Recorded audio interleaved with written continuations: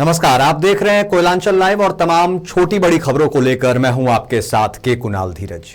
हमारे देश की ऊर्जा व्यवस्था का एक प्रमुख स्रोत बीसीसीएल अपनी 50वीं वर्षगांठ मना रहा है। इस अवसर पर सीपीआरएमएसई प्रकोष्ठ का उद्घाटन किया गया और जमीन अधिग्रहण और सीएसआर पर फोकस करने की बात कही गई। इस पर देखिए खास रिपोर्ट। हमारा देश आजादी का अमृत वर्ष मनाने जा रहा है। आजादी के 75 वर्ष पूरे हो रहे हैं। स्वतंत्र भारत को रोशन रखने की जिम्मेदारी देश की अग्रणी कोल कंपनी कोल इंडिया के ऊपर है। जितनी भी बिजली की खपत होती है उसका एक बड़ा हिस्सा इसी कंपनी के मेहनत से पूरा किया जाता है। कोल इंडिया के द्वारा संचालित भारत कोकिंग कोल लिमिटेड भी अपनी 50वीं वर्षगांठ मना रहा है। समस्त कोयलांचल की अर्थव्यवस्था का एक महत्वपूर्ण स्रोत है बीसीसीएल। 50 वर्ष पूरे होने के उपलक्ष्य में बीसीसीएल ने अपने कर्मियों की सुविधा हेतु सीपीआरएमएसई प्रकोष्ठ का आज उद्घाटन किया। इस प्रकोष्ठ से कर्मियों को स्वास्थ्य संबंधी सुविधा देने हेतु त्वरित गति से कार्रवाई की जाएगी।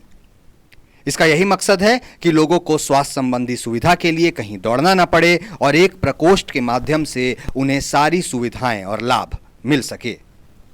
आज एनुअल जनरल मीटिंग के दौरान कोल इंडिया और बीसीसीएल के तमाम वरिष्ठ अधिकारी मौजूद रहे। कोल इंडिया के तकनीकी निदेशक बी वीरा रेड्डी ने कहा कि कोल इंडिया का भविष्य उज्जवल है और कैसे सब मिलकर कोल के उत्पादन और गुणवत्ता को बढ़ाए ताकि उत्पादन के लक्ष्य को पूरा किया जा सके, यही उनका लक्ष्य है। परफॉर्मेंस ठीक ही है, लास्ट ईयर भी, ये साल भी अच्छा है। वो टारगेट अचीव करेगा, टीम वर्क अच्छा है, सब कुछ ठीक है। यहाँ जो उत्पादन को लेकर करके जो होता है सीएसआर की बातें होती है, ये आपके हाथों से कर कमलों से उद्घाटन भी हुआ, तो भविष्य क्या लग रहा है बीसीसीएल का? बीसीसीएल भविष्य अच्छा है। कोई का कोकिंग कोल है, डिपॉजिट्स ज़्यादा है, अभी परफॉर्मेंस भी अच्छा हो रहा है, तो बीसीसीएल का भविष्य बहुत अच्छा है। प्रेस वार्ता को संबोधित करते हुए बीसीसीएल के अध्यक्ष सह प्रबंध निदेशक समीरन दत्ता ने बीसीसीएल के उपलब्धियों की चर्चा की। उन्होंने कहा कि कैसे बीसीसीएल ने 111 करोड़ के मुनाफे को हासिल किया। पिछले वर्ष के उत्पादन लक्ष्य में 30% के उछाल को हासिल करना और इस वर्ष 125% के उछाल को हासिल किया गया, ये उन्होंने इसकी चर्चा की। 32 मिलियन टन के अगले लक्ष्य को पूरा करने की उन्होंने ठानी है और हर वर्ष उत्पादन लक्ष्य को हासिल करना उनकी प्राथमिकता है। बीसीसीएल के कोयले की पावर सेक्टर और नॉन पावर सेक्टर के अलावा इस्पात उद्योग में काफी मांग है। पावर सेक्टर को कोल मुहैया कराने के लक्ष्य से 10% अधिक बीसीसीएल ने हासिल किया है। हम लोग 30% ऐसा ग्रोथ में जो गए हैं, हाँ 21-22, और इस साल में भी हम लोग का 25% का लगभग ये फर्स्ट क्वार्टर में अभी तक अचीवमेंट 125% मतलब ग्रोथ में है हम लोग। और हम लोग आशा करते हैं कि जो 32 मिलियन टन का टारगेट हम लोग को दिया है, तो भगवान का कृपा से आप लोग का सहयोग से वो ज़रूर मीट करेंगे, उससे काफ़ी ज़्यादा जाएंगे। जैसे हम बोले हैं कि ये बहुत ज़रूरी है कि बीसीसीएल आंकड़े ना देखे और जितना हो सके करे, क्योंकि हम लोग को कॉस्ट इतना हाई है, तो हम लोग ज़्यादा प्रोडक्शन नहीं करेंगे और छोटा कंपनी रह जाएंगे तो कभी प्रॉफिट आएगा नहीं, बढ़ती कॉस्ट को हम लोग कवर नहीं कर पाएंगे। थोड़ा भी हम लोग प्रोडक्शन अगर बढ़ा लेंगे, जैसे कि अगला साल का हम लोग का टारगेट है 40 मिलियन टन, तो उसका आसपास भी हम लोग जब चले जाएंगे तो हम लोग को कंफर्टेबल लेवल एक तो आ जाएगा। तो हम लोग को भरपूर प्रयास रहेगा कि जितना हो सके हम लोग प्रोडक्शन बढ़ाए। और ये अच्छा बात है कि अभी कंट्री में बहुत डिमांड है, both from power sector and for non power sector, steel sector, सबसे। जमीन अधिग्रहण और सीएसआर गतिविधियों पर भी उन्होंने जोर दिया और कहा कि क्षेत्र को शिक्षा, पानी और आंगनबाड़ी सुविधाओं के लिए बीसीसीएल सदैव तत्पर है।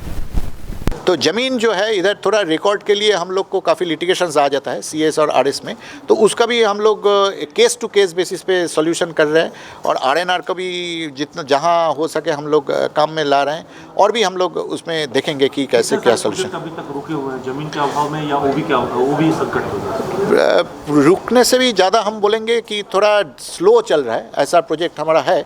तो मान लीजिए हम लोग का जो 30 माइल्स चल रहा है, छोटा मोटी उसमें सारे माइंस में ही कहीं ना कहीं कोई पैच में प्रॉब्लम्स है, बट उसको कैसे मैनूवर करके कहीं दूसरा तरफ करके हम लोग आगे बढ़ा सकते हैं। और ज़मीन का ऐसा नहीं है एकदम सोल्यूशन नहीं हो रहा है, काफ़ी ज़मीन हम लोग को मिल भी रहा है, सोल्यूशन भी हो रहा है। जिस तरह से कोल कंपनी हमारे पूरे देश की अर्थव्यवस्था और बिजली व्यवस्था को सुदृढ़ कर रही है, यह अपने आप में एक मिसाल है। लगातार कई तरह की चुनौतियों का सामना करते हुए भी यह कंपनी हमारे देश को जिस तरह प्रगति के पथ पर लेकर चल रही है, वह वाकई काबिले तारीफ और सराहना योग्य है। कोयलांचल लाइव के लिए धनबाद से दीपक की रिपोर्ट। कोयलांचल धनबाद में शिवालयों में शिव भक्तों की भारी भीड़ उमड़ पड़ी है। इस दौरान भूली दुर्गा मंदिर से शिवजी की भव्य बारात निकाली गई। बारात में सैकड़ों लोग शामिल हुए।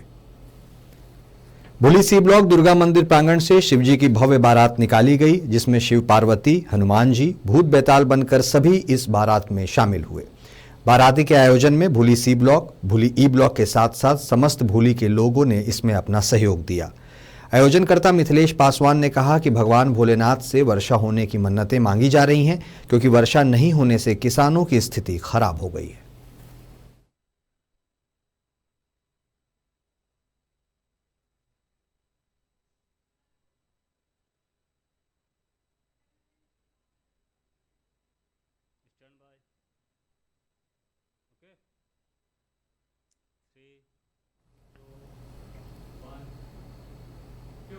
गुमला में एक कार्यक्रम आयोजित कर कारगिल युद्ध में शहीद हुए उन तमाम योद्धाओं को आज याद कर उन्हें श्रद्धांजलि दी गई। इस दौरान शहीदों को याद किया गया और उनके परिजनों को सम्मानित किया गया।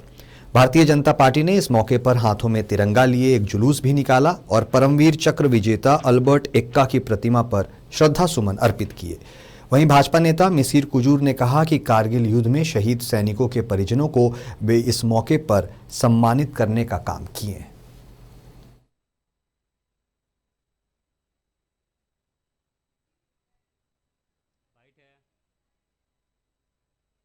भारतीय जनता युवा मोर्चा और भारतीय जनता पार्टी गुमला जिला के तत्वाधान में हम लोग कारगिल शहीद दिवस विजय दिवस मना रहे हैं। और इस अवसर पर हम लोग अपने गुमला जिला के नगर में हम लोग आज तिरंगा यात्रा की और तिरंगा यात्रा के तहत हम लोग अल्बर्ट एक्का जी हमारे जो परमवीर हैं और गुमला के रहने वाले रहे एक वीर योद्धा थे, उनके प्रतिमा पर हम लोग आके माल्यार्पण कर रहे हैं। और इस स्थल पर हम लोग भारतीय जनता पार्टी की ओर से जो कारगिल जो एक युद्ध हुआ, उस युद्ध में हमारे ज़िले से जो व्यक्ति शरीक थे, वैसे लोगों को यहाँ पर हम लोग सम्मानित करने का काम कर रहे हैं। एक छोटे से ब्रेक के लिए रुकते हैं, तुरंत लौटेंगे।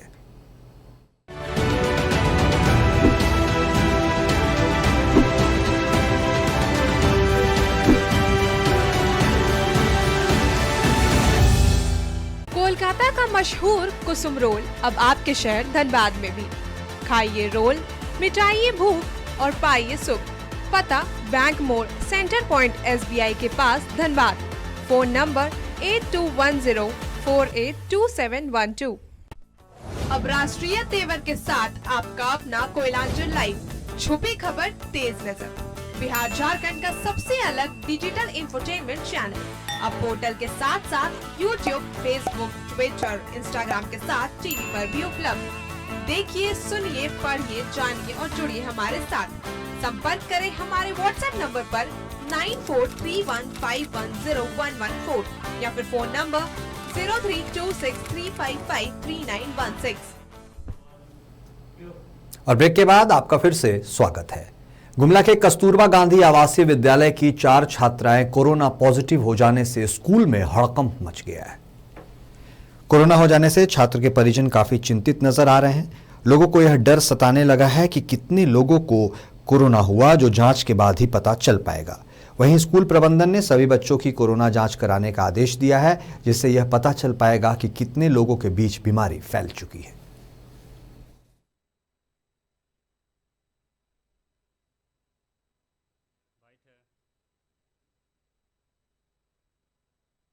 कस्तूरबा विद्यालय की बालिकाएं आई थी जांच कराने के लिए। 15 बालिकाओं ने जांच कराया, जिसमें 4 पॉजिटिव निकला है, कोरोना पॉजिटिव, कोविड-19 पॉजिटिव। तो हम लोग का लक्ष्य है कि कल वहाँ जितनी भी छात्राएं हैं 182 छात्राएं सभी का हम लोग कोरोना जांच कर लेंगे और उसमें देख लेंगे कि कितना पॉजिटिव निकला है। अभी तो होम आइसोलेशन किया जा रहा है, इसलिए मेरी वार्डन से बात हुई, वहीं पर उन लोग को आइसोलेट कर दिया गया है और दवाइयाँ दे दी गई हैं। तो सबों को दवाई मिल गया है और अभी चूँकि मौसम ऐसा है कि सर्दी खांसी किसी को भी हो सकता है, बरसात का दिन है, तो आप लोग सचेत रहें और ज़रूरत पड़ने पर अपना जांच भी करवा लें ताकि। और अभी के लिए इस बुलेटिन में इतना ही। आप देखते रहिए कोयलांचल लाइव। नमस्कार।